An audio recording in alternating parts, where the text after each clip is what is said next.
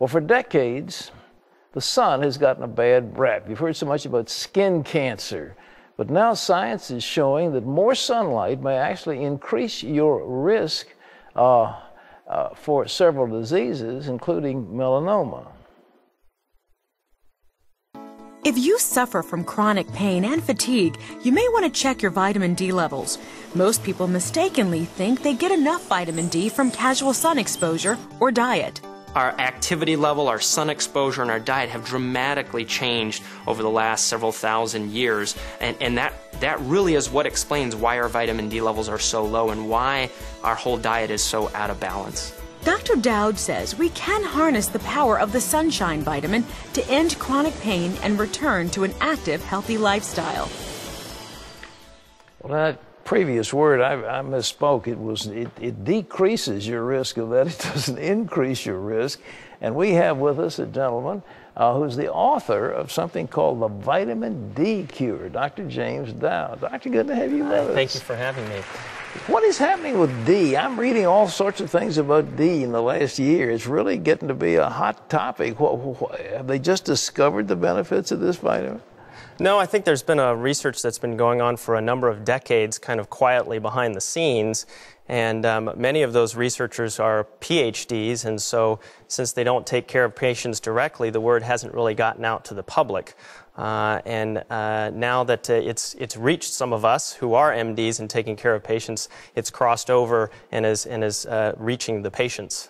Well, the word I get is that people in the northern climes where there's less sun are more susceptible to influenza, to colds, to all kinds of viral diseases. Is that true? That's true. Vitamin D seems to be critically important in fighting infections, and there have been a number of studies that have come out just in the last couple of years showing that you need an adequate amount of vitamin D for your immune system to actually make molecules that kill bacteria.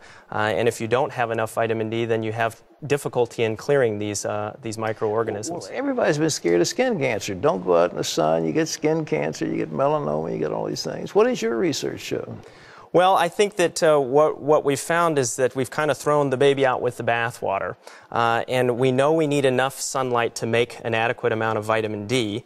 The too much is don't get burned, okay? But you don't want to avoid sun completely, otherwise your vitamin D levels are lower, and then you put yourself at risk for, high blood pressure, diabetes, obesity, heart disease, autoimmune diseases, and cancer. Well, will pills substitute for sunlight? It appears that they will, and sort of that's one of the principles behind the book, was to avoid the whole controversy of too much sun, what's the right amount of sun, and with our busy lives we can't get out in the sun. It's much simpler to just take a supplement, and when you calculate using the tables in the book, you can get very precise at normalizing your vitamin D, and then you avoid some of the controversy about sun exposure. Well, how about obesity? I never thought of vitamin D as an obesity fighter. Is that true? Does it work? It is true. There are a couple of things that vitamin D can do to decrease your weight. One is vitamin D and calcium both seem to reduce our appetite, and so we actually consume fewer calories as we go through the day if we have more vitamin D and calcium in our diet. And vitamin D and calcium seem to reduce the production of fat in our fat cells. So there are several mechanisms through which vitamin D may reduce our weight. Well, what do you take? The recommended daily allowance from the government is always too small. What do they say? The maximum you want is about 400?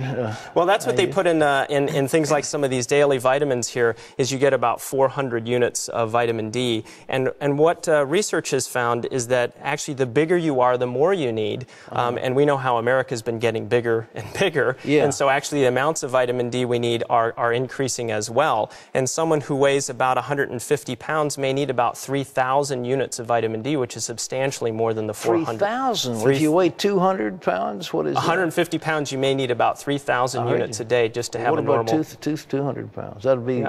200 pounds would be more like 4,000 units a day. 4,000 units. So that's way off the chart. It is off the chart. You've got all kinds of little things here. If I could get a camera on them. Tell me what you've got here. This is something that says it's a premium multivitamin. What is this? Well, what we have here are some of the supplements that I recommend in the book. Starting over here is the vitamin D. There are a few manufacturers manufacturers of high-dose vitamin D. Here you can see 2,000 units per gel cap. Right. This is a liquid form of that vitamin D because kids don't like to swallow pills. And then omega-3 fatty acids seem to work with vitamin D. They bind to the same receptor, and so they're very important in helping vitamin D do its work. Is that fish oil, flax oil, or fish oil? This comes from fish oil, and it's a little more concentrated than just plain fish oil. It's about twice concentrated.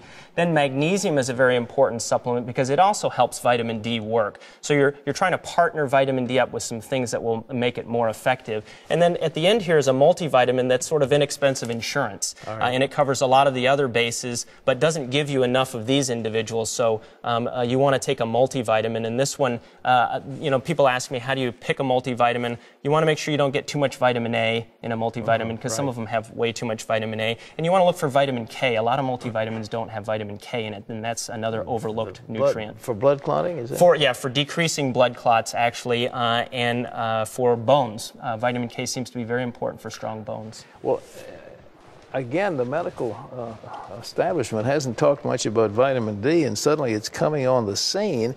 But the idea, if you go out in the sun for several hours, you will get several 100,000 units of vitamin D rather than the little teeny bit they recommend. Isn't that right? That's correct. So you can get a lot of vitamin D fairly quickly with appropriate sun exposure. Well, ladies and gentlemen, this is a book called Vitamin D Cure, and I'm sold on this. This is really the hot thing in today's pharmacology, if you will. And this is the Vitamin D Cure. We appreciate the doctor being with us. And you're going to show Christy some recipes. Yes, we have some exciting food for everybody. Well, thank you for being here. And she's over at the kitchen, so if you'll just, we'll let you go. Well, thanks for having me. Thank you very much, Dr. Dowd.